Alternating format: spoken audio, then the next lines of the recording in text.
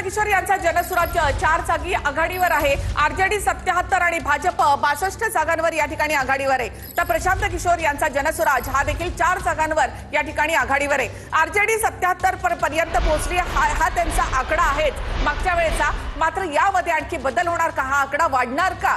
तरुणांनी खरंच तेजस्वी यांना नोकरी मॅन असं म्हटलेलं आहे, तर ते होणार का? जेन्सी उमेदवार म्हटलं तर तशा प्रकारे तेजस्वींना पसंती मिळणार का? हा आकडा जर वाढला तर मात्र एनडीएला कठीण असेल, कारण एनडीए आणि महाआघाडी यांच्यामध्ये त्यानंतर काटेकी टक्कर असेल। नक्कीच ज्या घरात सरकारी नोकरी नाही त्या घरात सरकारी नोकरी एक दिली जाईल हे आश्वासन तेजस्वी यादव यांचं होतं आणि त्यासह इतरही महिलांसाठी 30,000 देण्याचे त्यांचे आश्वासन होतं। अर्थात या सगळ्याचं नेमकी काय कमाल होते हे पाहणं महत्त्वाचं आहे। 17 जागांचा साधारणतः एनडीए आणि महाआघाडी यांच्यामध्ये फरक आहे, त्यामुळे आता महाआघाडी की मग एनडीए या ठिकाणी आकडे सातत्यानं बदलताना पाहायला मिळतात। एनडीए 108 वर तर महाआघाडी आता 95 वर पोहोचलेली आहे।